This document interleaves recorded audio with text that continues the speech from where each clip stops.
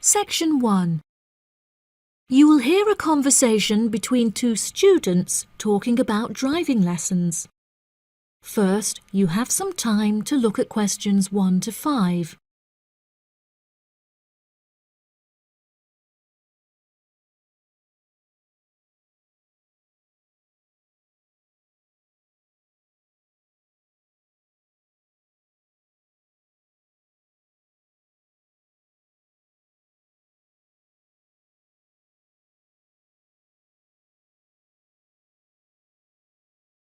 You will see that there is an example that has been done for you. On this occasion only, the conversation relating to this will be played first. Hi, Zach. I heard you passed your driving test. Congratulations. Thanks, Olivia. I passed just last week. It feels great to be independent and driving on my own.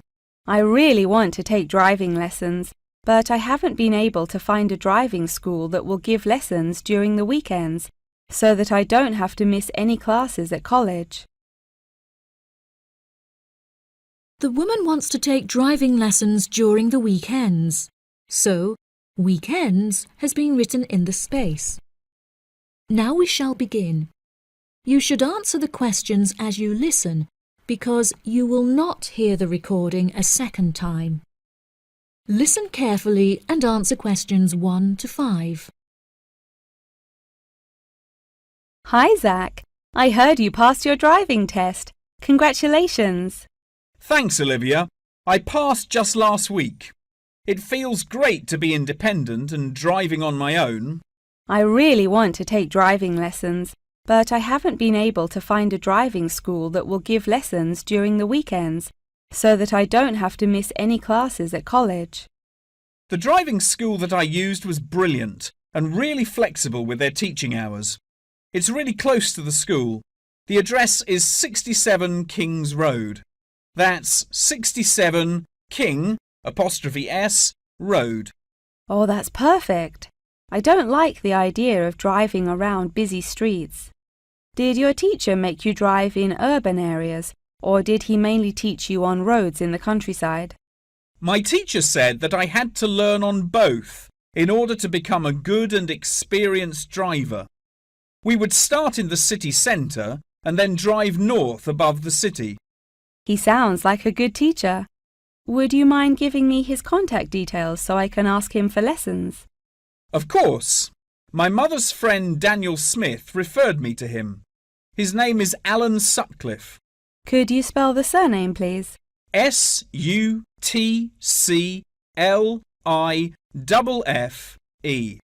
Thanks for helping me out. I'll give him a call tomorrow. I don't know if I should learn in a manual or automatic car. How do I decide? I wasn't sure which type of car to learn in either. In the end, I chose to learn in a manual car because once you've learnt how to drive manually, you can drive automatic as well. Most cars on the road are automatic nowadays. OK, I think I'll learn with a manual car too then. Hopefully the teacher will be able to give me lessons in the evenings after school. It would be much better if you take the lessons during the day. It will be far easier for you to learn when there is enough daylight to clearly see everything going on around you. But you need to be an experienced driver to drive safely at night. How frustrating. I was hoping I wouldn't have to take lessons during the weekends. You're right, though. Safety comes first. Before you hear the rest of the conversation, you have some time to look at questions 6 to 10.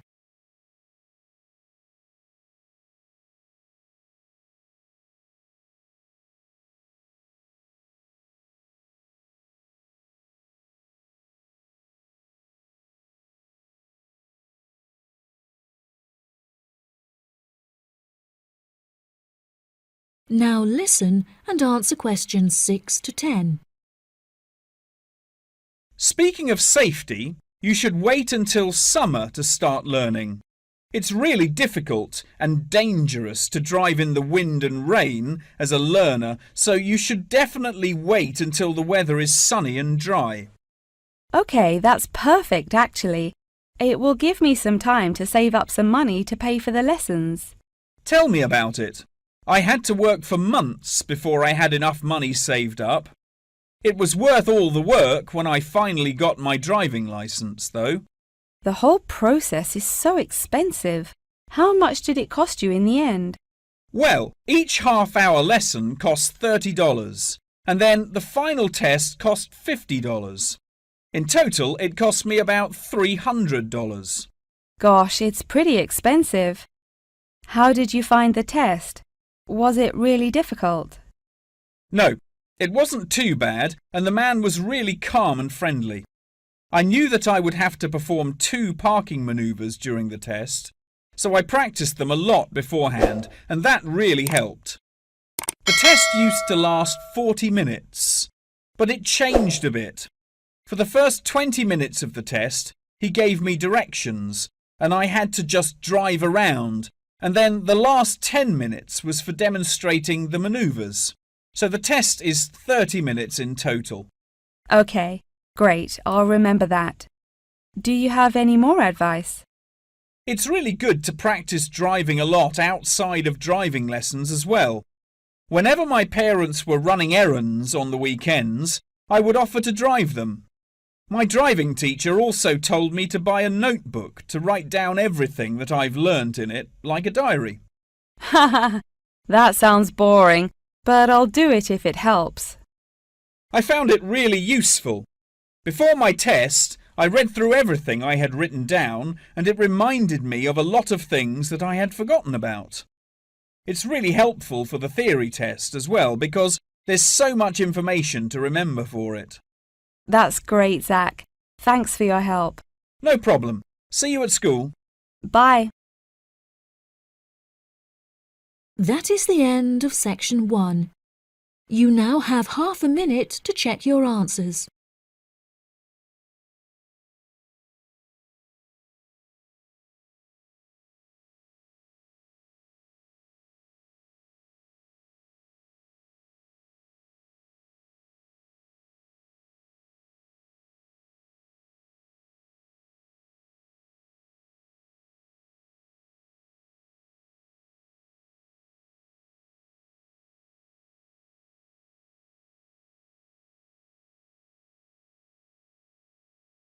Now turn to section 2. Section 2. You will hear part of a talk about Mount Rushmore given by a tour guide. First, you have some time to look at questions 11 to 15.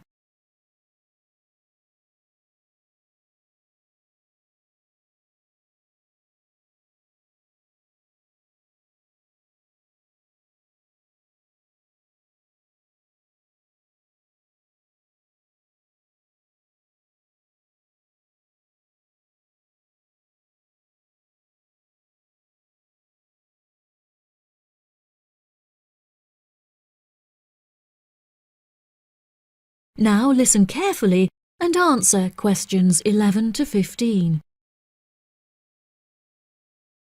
Good morning, everybody, and welcome to Mount Rushmore.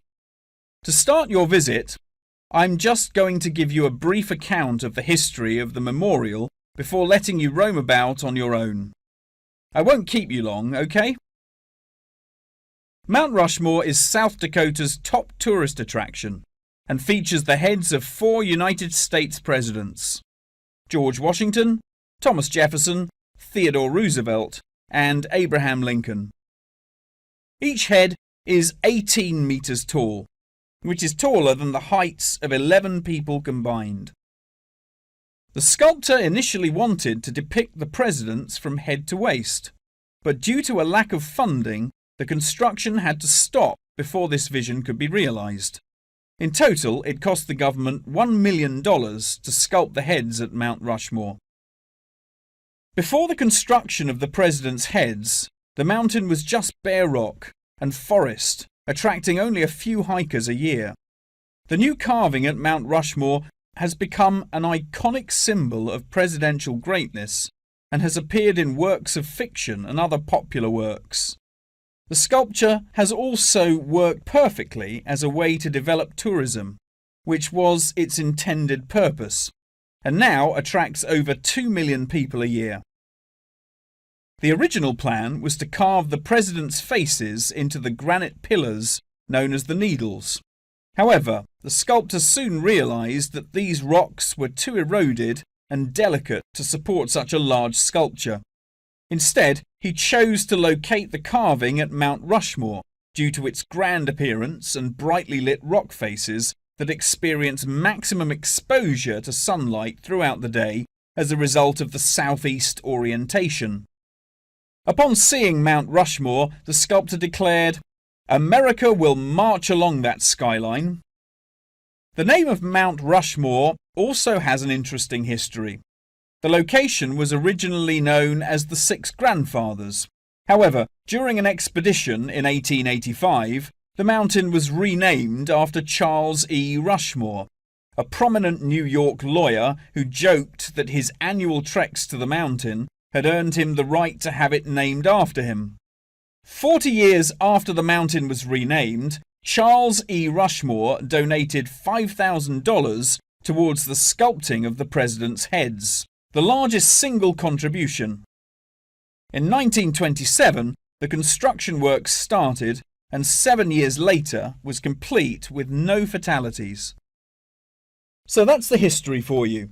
If you'd like any more information, please feel free to ask me questions, or you can soak up the information from our fantastic guidebook.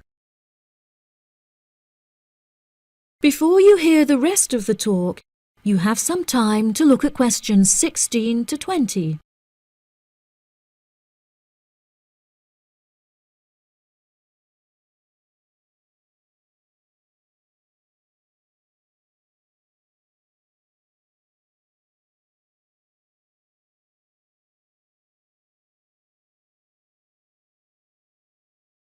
Now listen and answer questions 16 to 20. Now I'm going to give you a plan of the site, and I'd just like to point out where everything is so that you can explore everything for yourself. We're currently standing at the entrance, which is marked with the arrow on the map. If you follow the trail up to our left, you will find the information centre. There's a great photo booth there where you can have your photograph taken with Mount Rushmore in the background for a fee of only $10. What a great souvenir! In front of us is the refreshment centre, where you can help yourselves to coffee, locally grown tea, and a delicious selection of cold drinks and biscuits. Be sure to stay hydrated as it can get really hot up here. To our right, not far up the trail, is the gift shop. Here we sell copies of the guidebook, and it's also the perfect place to pick up some small souvenirs for yourself, your family and friends. Now, further up the trail, behind the gift shop, is a big stone building with a workshop. This is where all of our souvenirs are made by hand, which you can purchase in the gift shop, like I said before. Some are even carved from pieces of rock taken from Mount Rushmore itself. If you carry on walking up the trail past the workshop, you'll find our state-of-the-art visitor centre, where you can find maps of the walking trails here at Mount Rushmore. Now for the real treat. After you have walked past the visitor centre, you can follow the trail up to the left, which will take you to our wooden shelter. From here you will have the best view of Mount Rushmore that there is, an experience not be forgotten. Right, if anyone wants a guided tour, then I'm starting at the information centre. If you'd like to follow me, this way please. That is the end of section 2. You now have half a minute to check your answers.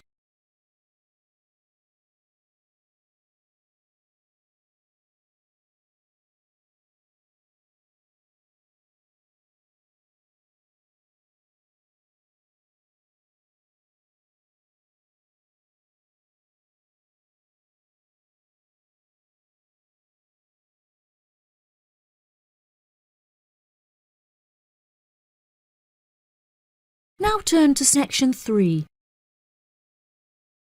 Section 3. You will hear a conversation between a professor and a student talking about taking a course. First, you have some time to look at questions 21 to 25.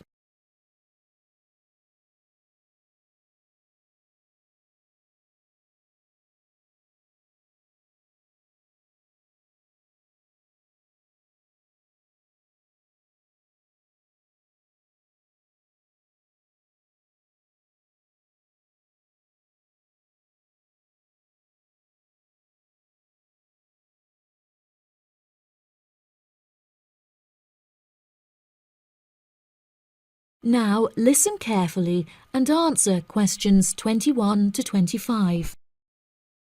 Excuse me, Dr. Twain. May I speak with you for a minute? Of course, please come in. I'm Charlotte York. I'm considering taking your course in tourism. Right. Well, Charlotte, how can I help you? I have been considering studying tourism. However, it is such an important decision that I would like to seek some advice about it first. Would you mind answering some of my questions? Absolutely. Fire away. Well, I have been discussing courses with my parents, and they are concerned that I will not be able to get a well-paid job with a degree in tourism. The reason that I want to study the course is that I have a great interest in the subject, and I think I would really enjoy it. I believe the only way that I will enjoy my life is if I enjoy my career. Happiness is far more important than money, don't you think? Absolutely. I would much rather be happy and poor rather than rich and miserable. Money cannot buy you happiness. I'm glad you agree. You needn't worry about money, Charlotte. A large part of the tourism course is dedicated to teaching students how to manage finances, a skill that you can apply to your everyday life as well. I would also recommend that you take a sideline course in time management, as this can be incredibly useful in efficiently planning your workload. Efficiency is the key to success. I'll remember that. Now, I have found that some students have natural talents that really help them to succeed in the course. Communication skills, for example, can be very beneficial. Do you have any strengths? Maths was always my favourite subject at school, so I really enjoy solving mathematical problems. However, I find statistics quite difficult. I have always been very capable and self-sufficient. I have a lot of confidence in my abilities and will take the initiative in situations without needing to depend on anyone else for their help. That's a really great quality to have and will be particularly useful if you choose to study tourism. That's great. I would recommend that you spend some of your time researching the course. A lot of people who are uneducated on the subject claim that tourism is a shrinking industry and that it will become irrelevant in the future. If you study the published research, however, you will see that the truth is quite the opposite. The industry has, in fact, grown significantly as people have developed an ever-increasing interest in culture and travel. Have you compared the university course with a polytechnic? Yes, I have. I was interested in studying the course in modules. However, the university doesn't offer that option. I don't have enough funds to be able to attend an expensive university, so I was relieved to see that the course is quite affordable. I also considered attending a summer school instead of university to save money, and so that I could work during the rest of the year. But I really wanted the university experience. I think that university would suit you well. Before you hear the rest of the conversation, you have some time to look at questions 26 to 30.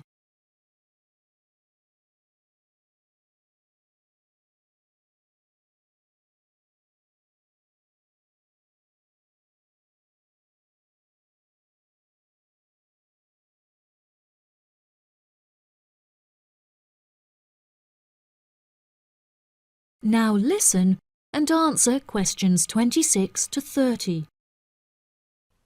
Now, what about the courses? Are you interested in any of the other subjects on offer?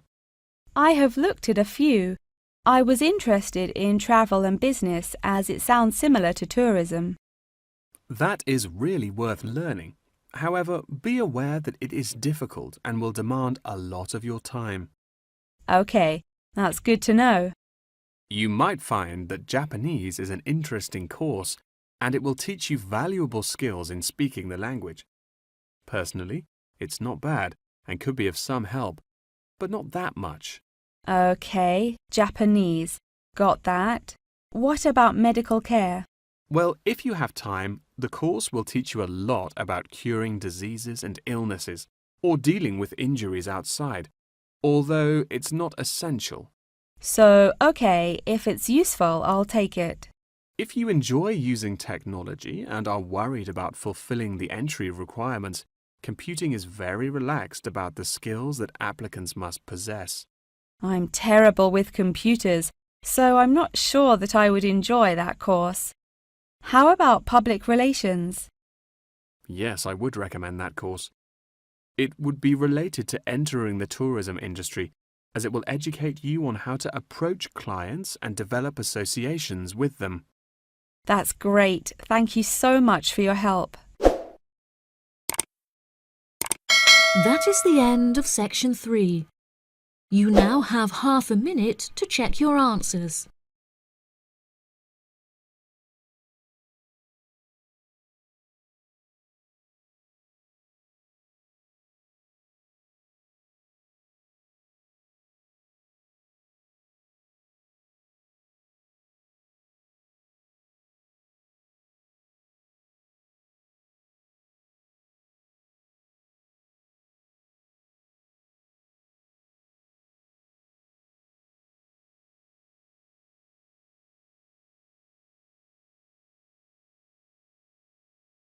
Now turn to section 4. Section 4. You will hear a talk about the practice of company outsourcing. First, you have some time to look at questions 31 to 40.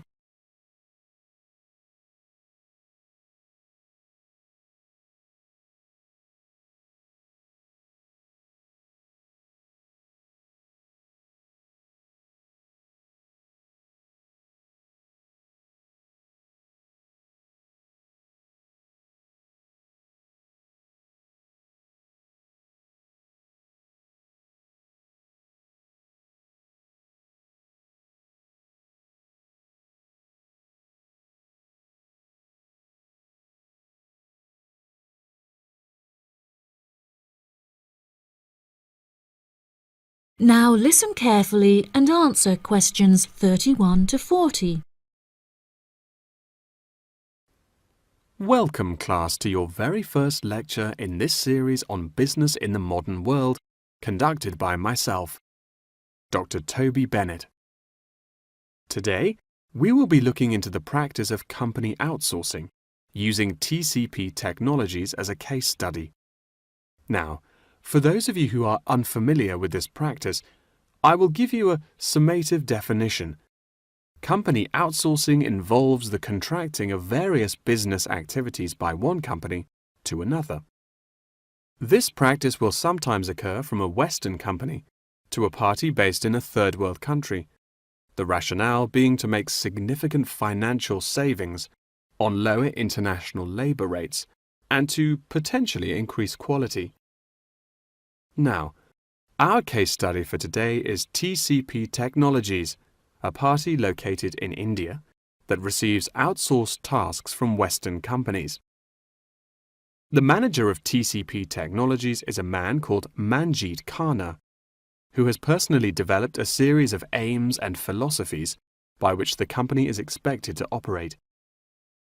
He claims that the most important of these philosophies is to create a workplace where each individual member has the opportunity to contribute their opinion to the operations of the company.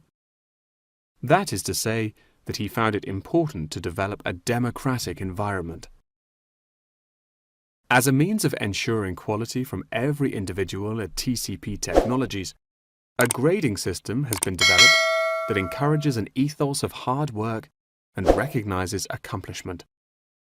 This grading of individuals is based upon a series of factors such as turnover, hours worked, and efficiency. Every month, Kana publishes the grades on an internal website, where staff can access not only their own grades, but also compare it to others. A spirit of playful competitiveness has developed through this method, which has resulted in increased efficiency and turnover across the company. Kana also saw it as essential to develop a culturally diverse group of employees as a means of presenting a multifaceted image that would appeal to a host of potential employees from across the globe. This cultural openness has not only increased the quantity of incoming contracted opportunities by 7%, but has also benefited the company itself significantly.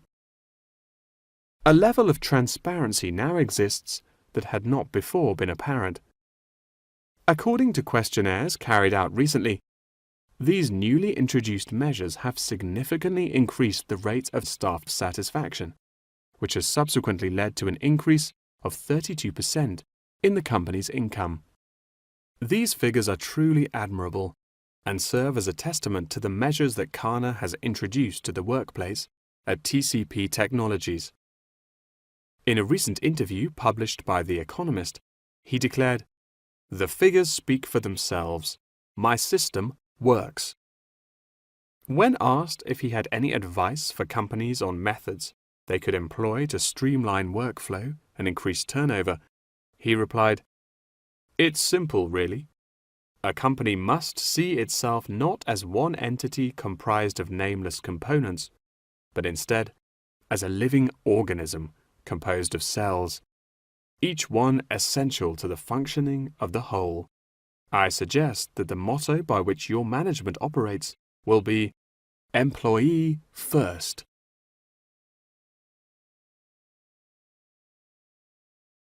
Many benefits have been reaped from the aforementioned changes in management style, such as a significant decrease in staff turnover. This improvement alone has solved many problems that had before stunted the growth of the company. A lot of these improvements came from the realization that the solution does not have to be produced internally, but can come from any other company. The grading system also immeasurably enhanced the dynamics of the company. The fact that this measuring system is solely produced for staff members and inaccessible by management means that it cannot be used as a judging criterion for promotion. It has proven itself a relaxed and informal means of stimulating workflow. When asked about specific features of his managing style, Kana mentioned that it is important for him to respond personally to any complaints filed by staff members. Having found the existing complaints process slow and ineffective, he introduced a new online system that created a direct line of communication between Kana and all employees of the company. The complaint form, dubbed by Kana as a ticket, eradicates the middleman, is easily accessible to all employees online, and has an interface that can be instinctively navigated. Any staff-related complaint, such as those relating to air conditioning and food quality, can be submitted directly to Kana via this online system. Entitlement to vacation is also a popular issue discussed through this forum. The main benefit of using this system is that staff must include their personal details on the ticket before they are able to submit it. In the past, anonymous complaints had been the root of much confusion and caused many wasted work hours, so the new system has put a ban on this form of complaint. That wraps up the lecture for today. Please remember that attendance is mandatory. That is the end of section 4. You now have half a minute to check your answers.